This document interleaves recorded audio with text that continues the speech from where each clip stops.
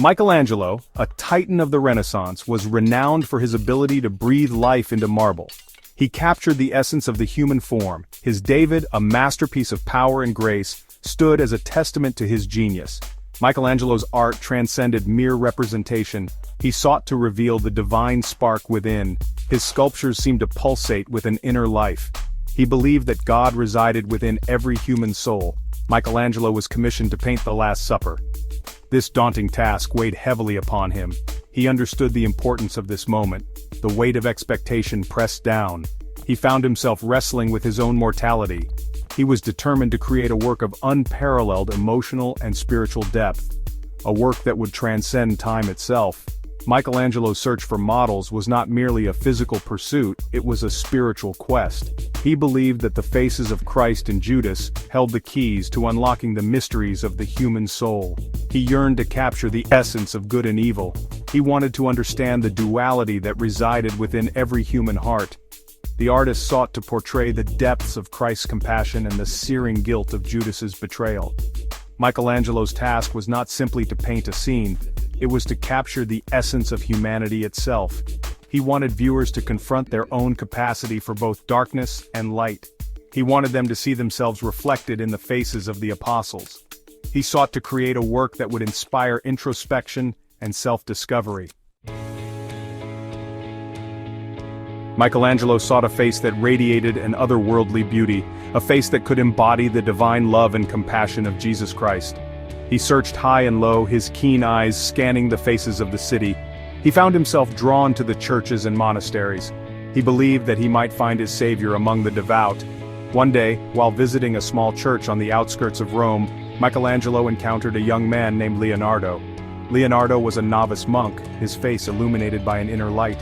His eyes sparkled with an innocence that seemed to pierce through the veil of the material world. Michelangelo was immediately struck by the young man's serenity. Leonardo possessed an ethereal quality. His features were delicate, almost feminine, yet there was a strength in his gaze. Michelangelo saw in him a reflection of the divine. He believed he had found his Christ. Michelangelo approached Leonardo, his heart pounding with anticipation. He explained his mission, his voice filled with a reverence that surprised even himself. Leonardo listened intently, his serene expression never wavering. When Michelangelo finished speaking, Leonardo smiled gently and agreed to be his model. Over the next few weeks, Michelangelo spent countless hours studying Leonardo's face. He sketched him from every angle, capturing every nuance of his expression. As he worked, Michelangelo felt a profound sense of peace wash over him. It was as if Leonardo's presence had a calming effect on his soul. Finding the face of Judas proved to be a far more difficult task. Michelangelo needed a face that could embody the depths of human darkness, a face that could convey the torment of betrayal and the weight of sin. He ventured into the darkest corners of the city, his heart heavy with a sense of foreboding. He frequented taverns and gambling dens. He visited prisons and hospitals, searching for a face that reflected the darkness he felt within himself. Michelangelo was both repelled and strangely drawn to the underbelly of society. He saw in the faces of the downtrodden a reflection of his own mortality. One night, in a dimly lit tavern, Michelangelo's eyes fell upon a man named Paolo. Paolo was a gambler and a drunkard, his face etched with the lines of a life marred by sin and despair. His eyes were bloodshot and filled with a haunting emptiness. A cruel sneer played upon his lips, as if he held the world in contempt. Michelangelo felt a chill run down his spine as he locked eyes with Paolo. He saw in the man's face a chilling reflection of the darkness that he was trying to capture. Paolo was a man who had given up on life, a man who had succumbed to his baser instincts. Michelangelo knew he had found his Judas. As Michelangelo worked on the Last Supper, he found himself drawn to both Leonardo and Paolo in equal measure. He felt a strange connection to these two men, despite their vastly different natures. He spent hours talking to them, trying to understand their lives and motivations. Leonardo spoke of his love for God, his desire to live a life of service and devotion. His words were like balm to Michelangelo's soul, reminding him of the beauty that still existed in the world. Paolo, on the other hand, spoke of his bitterness and resentment, his disdain for a world that had treated him so cruelly. Despite their differences, Michelangelo saw a shared humanity in both men. He realized that they were both products of their experiences shaped by the forces of fate and circumstance. He began to see that the line between good and evil was not as clear as he had once believed. Michelangelo found himself increasingly troubled by Paolo's bitterness. He saw in the man's eyes a flicker of something else, something that belied his harsh exterior. He sensed a deep-seated pain, a wound that ran deeper than any physical scar. The artist found himself drawn to Paolo's pain.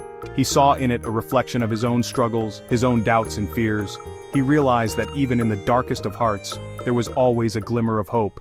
He just had to find it. One evening, as Michelangelo was preparing to end the day's work, Paolo turned to him, his eyes filled with a strange mixture of fear and desperation. He confessed to Michelangelo that he had not always been the man he was now. He told him that he had once been a different person, a person of faith and hope. Paolo then revealed something that shook Michelangelo to his core. He told him that he had once been an artist's model years ago in another city. He had posed for a painting of Christ. Michelangelo stared at Paolo in disbelief, his blood running cold. He realized with a sickening feeling that he knew the painting Paolo was talking about. It was a painting he had seen many times before, a painting that had always moved him deeply. Paolo went on to explain that he had been a young man then, full of hope and idealism. He had truly believed in the message of Christ, but life had a way of beating you down, he said, his voice thick with unshed tears. He had suffered a series of tragedies. He lost his wife and child to a plague.